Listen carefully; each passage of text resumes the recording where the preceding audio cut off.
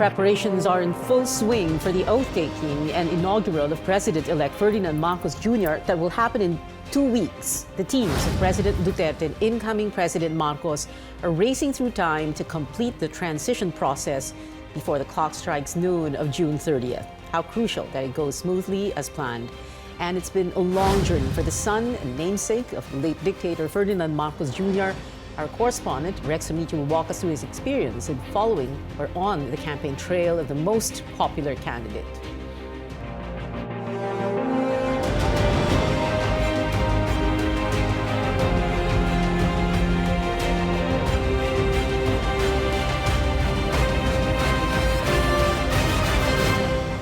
Good evening, I'm Pia Hontiveros. Welcome to your weekly political appointment fix, politics as usual. First, a look back at the most polarizing campaign period in history. 10 candidates fought tooth and nail for the highest position in the land, but only one victor emerged, of course. Joining me now in the studio is our correspondent, Rex Amicio, who was on the campaign trail with Bongbong Marcos, or we call BBM. What was that? What was I supposed to read?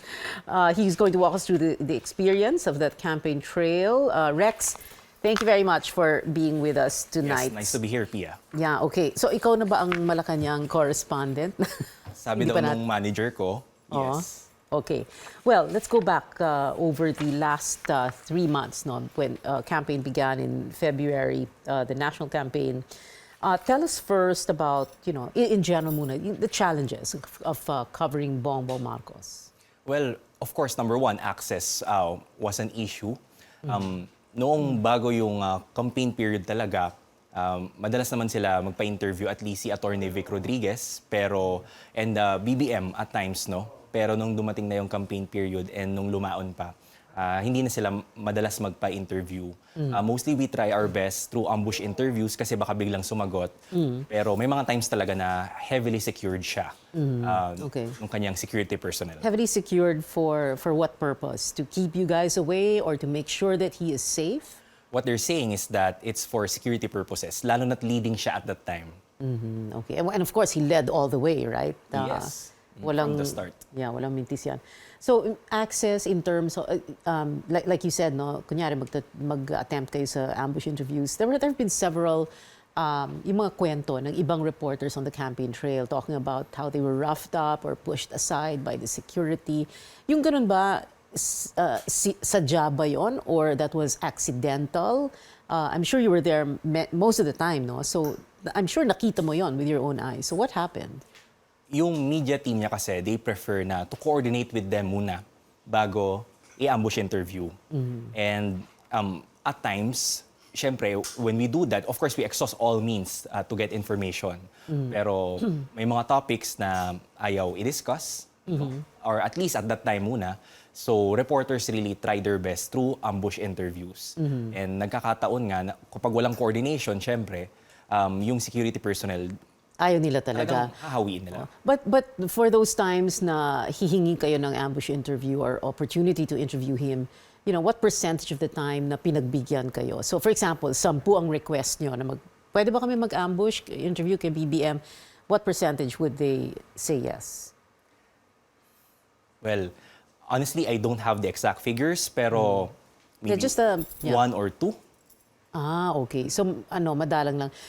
And that would depend on the questions you would like to ask. Yes. So there are issues that they like to discuss, and there are times na wag muna ngayon.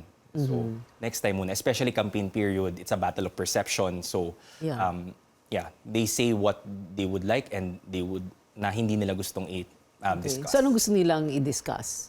Mostly about endorsements ng mga governors, for example, or religious groups. So talagang nagpapa-interview sila for that, or parties, like the main parties. Political party support. Yes, in the Congress. Pero kapag mga controversial, they really take their time bago nila i-discuss ito sa public. Okay, ano yung mga controversial? Remind us, what are those controversial issues na ayaw i-discuss ng BBM campaign? Firstly, the unpaid estate taxes of the family. So they really took their time bago sila nagbigay ng statements, and mostly statements yung nire-release nila. Although may mga pagkakataon naman na si BBM lumalabas siya sa online forum and he's saying na there's a lot of fake news about it, and he's leaving it up to his lawyers to discuss that. Yeah, okay. And of course, sa martial law, the decision of courts na may ill-gotten wealth, no? Yeah. Yun. So yun yung Okay. ilan sa mga topics. Okay, we're going to ask, of course, how all this will impact on his presidency later on in the show. No? So let's talk first about what happened nung kampanya.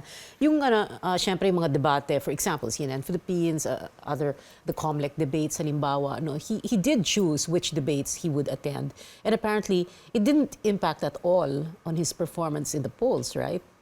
Parang okay lang na hindi siya sumipot sa ibang debate. Well, according to some political analysts, they're saying na less talk, less mistake yung strategy nila. And nagsimula ito noong unang lumabas yung mga survey, even during the pre-campaign period. So talagang medyo mas less na yung pagpapa-interview nila. Although on the debate, they're saying na lagi na may mga prior commitments sila kaya hindi sila makaka-attend. And yun nga, they prefer na talagang harapan yung pakikipag-usap nila sa tao and hindi through a debate na makikipag-away. Yun yung lagi nilang sinasabi. There's this observation by many political observers, mga PR campaign operators, that the BBM campaign was very disciplined, that they stayed on message, right? Yes, nung nag-cover ako ng mga campaign rallies niya, lagi niyang sinasabi na unity, talagang doon umiikot yung speeches niya. Napansin ko lang kung nagbago man ito mga like a week before the election day, but throughout the campaign, it's almost the same speech, no? With some variations depending kung saang lugar siya. But mostly it's about unity, pagkakaisa. Those are really keywords na lagi niyang inuulit sa mga speech niya. We watched his rallies on television or online, no? But you were there most of the time and covering all those rallies. What were those rallies like? Well, at first, may mga pagkakataon na kakaunti lang, lalo na nung hindi pa siya talaga fully nagsasabi or talagang hindi pa sigurado na tatakbo siyang presidente. Kasi kahit nag-file na siya nung early October, may mga usap-usapan pa noon na pwede silang mag-switch ni Vice President-elect Duterte. So, pero nung nagtandem na sila, lalo nang dumami yung taong pumupunta. And especially nung papatapos na yung campaign. So, they're saying, for example, in Cebu, 300,000 yung pumunta. Pampanga, more than 200,000. So, usually, ganun yung crowd na binibigay nila. But of course, we rely on what the police are saying. Social media played a very big role in his victory. Talk to us about that. Well, according to some observers, since 2016 pa siya nangampanya, and regular siyang nagre-release ng vlogs Which is, by the way, what you should do, right? If you're aiming for a national position, right?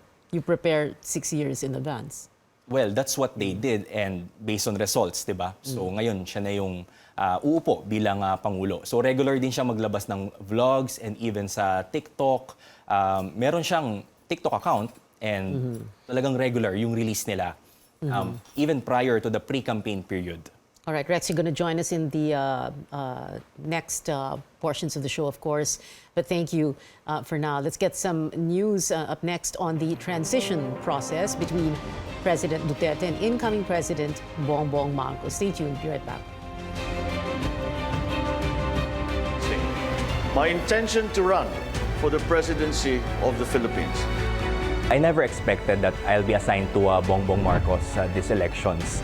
I was surprised, I was anxious at the same time kasi nga controversial siyang kandidato. Meron siyang malalim na history, pati yung family niya.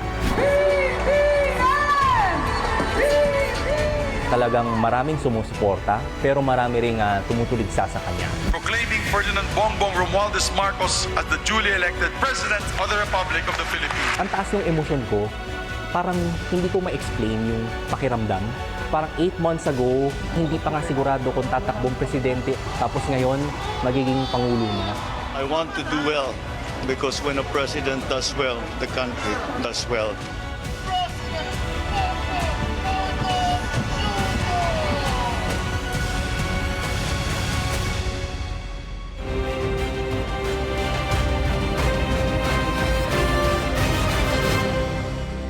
Welcome back. This is Politics as Usual. I'm Pia Hontiveros. In 2 weeks, Bongbong Marcos will be sworn in as the 17th President of the Republic of the Philippines. Presidential Communications Operations Office Undersecretary and Acting Deputy Spokesperson Chris Ablan joins us live to give us a glimpse of what's happening behind the scenes of the transition from one president to another. Hi, Yusek Chris. Thank you very much for being here. Let's talk first about the transitions PCOO, your office now. What's going on? Right now, as early as December 2021, Secretary Martin Andanar already instructed us to form a transition committee because he wants a smooth transition from his administration to the incoming communication secretary. So as early as December pa lang, we're already preparing. Okay, but of course, hindi pa natin alam kung sinong panalo. No? So you didn't have an idea who it was. Yes. You were just parang getting ready to move out. Yes, so regardless of who would win in May, we already prepared yung mga reports namin, yung mga presentations namin, and yeah, so we were ready by May. Okay, but in terms of transition on a very personal basis, you're not leaving, right? You will still be a USEC in the PCOO. Yes, I will be staying at PCOO being a Career Executive Service Officer of Or the CESO. agency. Yes. Okay, and this is not because you're Ilocano. No. Your father's I worked son. hard for the CESO. Yeah. Oo. No, I mean staying, no? Because earlier I was asking you, di ba? Yeah. And then I said, oh, Ilocos Norte connection. No, it's because CESO. Yes. Coincidence din nam. Coincidence. Okay. Tell us more about the transition in general, no? Because everybody thinks that, you know, there's a lot of, syempre, mga magta-turnover, no? So hindi lang sa PCO, all over, no? All over the government, the administration, Malacanang, the Yes. palace itself. Yes, eventually the president also instructed all department heads, no, to form transition committees. So what happens sa PCOO is we created 2 different committees. PCOO, as you know, Pia, is a department. We supervise attached agencies and GOCCs. Attached agencies like RTVM, as well as GOCCs like PTV and Apo Production Unit. And so we instructed all of the heads of agencies to prepare their transition reports, which means which includes all information about their existing activities, their plans and programs, so that the incoming administration would be briefed about it and they would continue these plans, programs, and activities. Okay, and those briefings have happened and are happening. They are happening, yes, that's correct. Okay.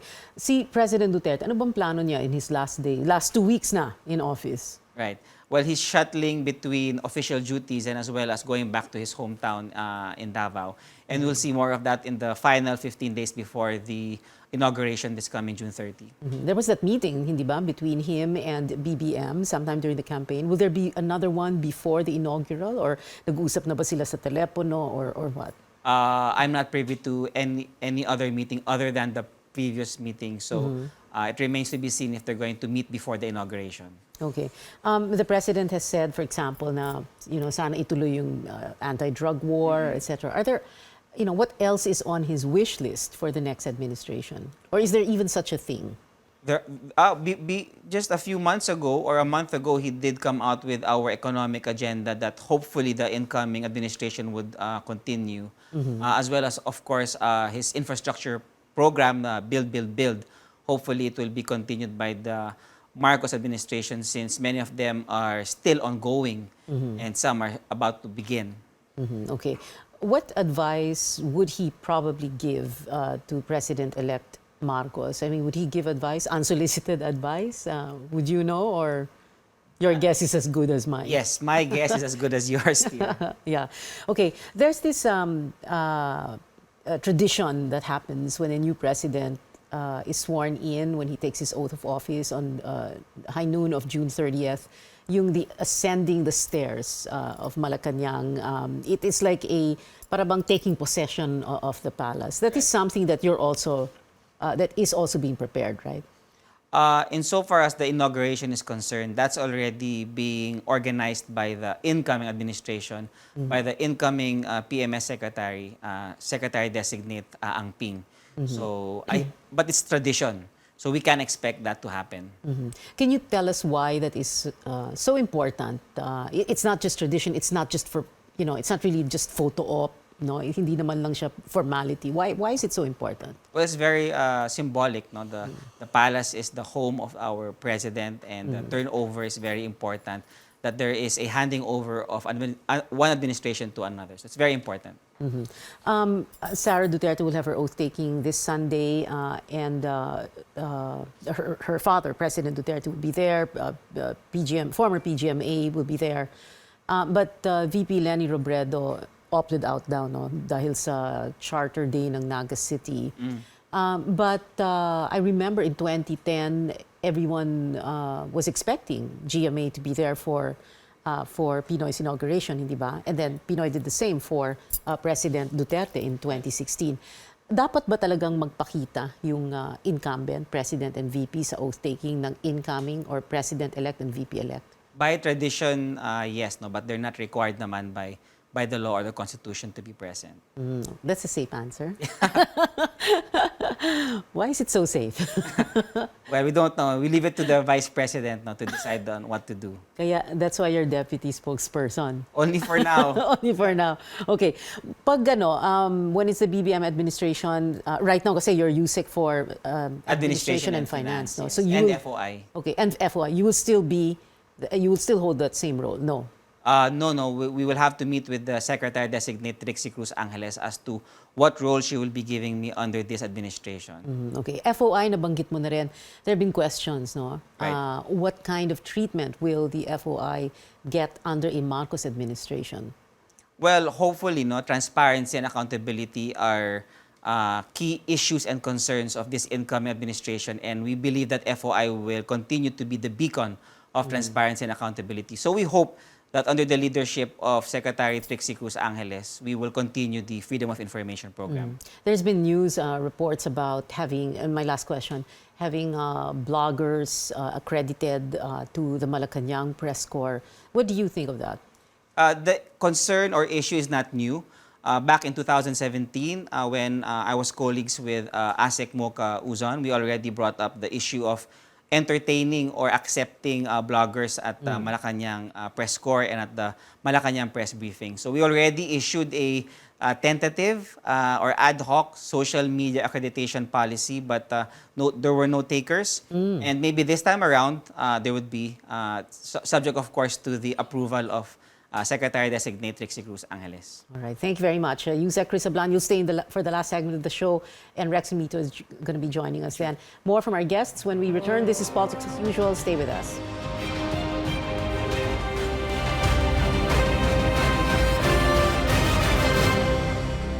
We're on our final stretch. Still with us, Chris Ablan, PCOO, USEC, Undersecretary and Acting Deputy Spokesperson, and our very own CNN Philippines correspondent, Rex Remigio, who was on the campaign trail with BBM or President-elect Bongbong Marcos. Rex, ikaw muna, no? Kanina pinag-usapan natin what it was like on the campaign trail,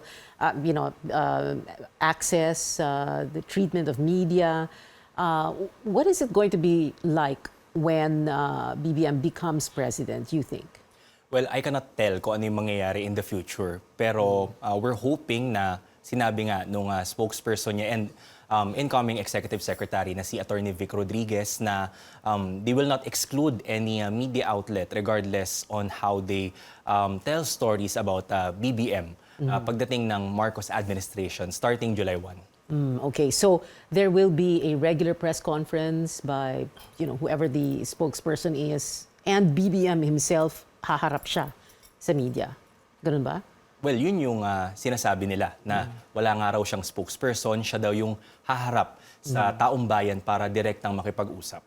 At haharap sa inyo, sa Malacanang press corps. Yes, yun yung sinabi niya during his interview with Ruth Cabal last April 24 in CNN Philippines. Okay. What else, can we look forward to? For example, kanina pinag-usapan namin ni Chris yung mga bloggers, no, and their access to Malacanang and their inclusion in the press corps.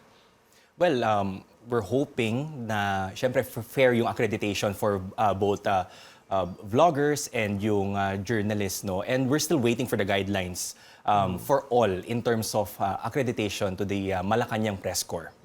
Okay. Chris, syempre, every time there's a new administration coming in, maraming changes, no? Things are new for everyone, I mean, the entire country. Right. What are your thoughts moving into this new administration?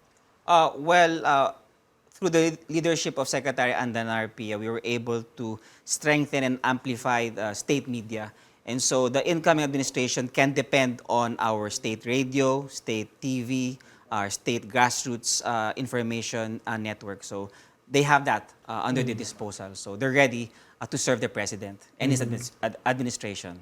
When you say that you strengthened it, exactly how did you do that? Right, no. So under the leadership of Director General Bong Aportadera of our Radyo Pilipinas, when we entered 6 years ago, because I joined Secretary Martin, so I'm 6 years already in PCOO, the state radio stations were really not that well maintained. And through Secretary Martin and DG Bong, they were able to improve on it or upgrade all of the facilities. So those types of things.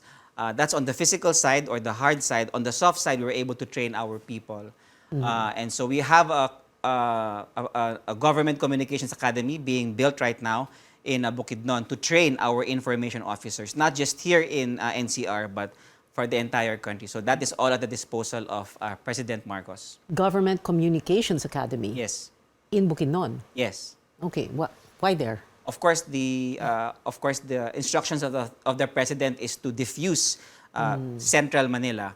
And insofar as training information officers are concerned, of course, they lack training in the Mindanao area. So we brought the school to them. And so we have all of our information officers, whether they come from national government offices, district offices, provincial offices, but even LGU information officers can get training on crisis management, countering disinformation, so that everyone would be able to tackle these issues and concerns. Kanina nabanggit natin very briefly your father, no, Roquito Ablan, former congressman of Ilocos Norte. And of course, he was very close to former President Marcos, BBM's father. And now you are going to be working with the administration of President-elect BBM or Marcos Jr. Of course, your father has passed, no? Yes. But what would he have? The usual question. Yes. What would he have told you? Oh, he would have told me right now to serve the administration loyally as he has served the father in the past. I did serve in Ilocos as a provincial board member. Tama, Bokal. Yes, as Bokal. Oo, okay. Final words, Rex, and then Chris. Rex. Well, syempre marami pa naman akong gustong itanong sa mga officials, hindi lang kay BBM, kundi sa mga darating na opisyal ng Marcos administration. And syempre yung mga sagot na ito, gusto rin naming malaman kung ano yung gagawin in the next 6 years kasi mahalaga ito para sa bawat Pilipino. And of course, malapit nang umere dito sa CNN Philippines, the documentary you did, right? Chasing the President. Yes, on Friday. So, dito nyo makikita kung ano yung mga nangyari behind the scenes, kung paano namin siya kinover basically. All right. Thank you, Rex. Chris, Ablan, final words? Well, for us, Pia, we are ready. No? Secretary Andanar and I and the rest of the PCO family are ready to welcome Secretary-designate Trixie Cruz Angeles and, of course, the Marcos administration. All attached agencies and GOCCs are ready. We hope that the programs started by my principal, Secretary Andanar, will be continued by the incoming secretary, our Government Communications Academy, Freedom of Information, and our Visayas Media Hub, among others. Thank you so much for being with us. USEC Chris Ablan of the PCOO and Rex Remitio, our correspondent. He was on the campaign trail with BBM. We've been told before, don't talk politics at the dinner table or at a family reunion or in Viber groups and risk warfare, digital or otherwise. But we can talk about it here at this table on this show, your weekly political appointment fix. Politics as usual. I'm Pia Hontiveros. We'll have a new time slot beginning June 22nd, next Wednesday. You can catch Politics as usual every Wednesday, 8 p.m. See you then.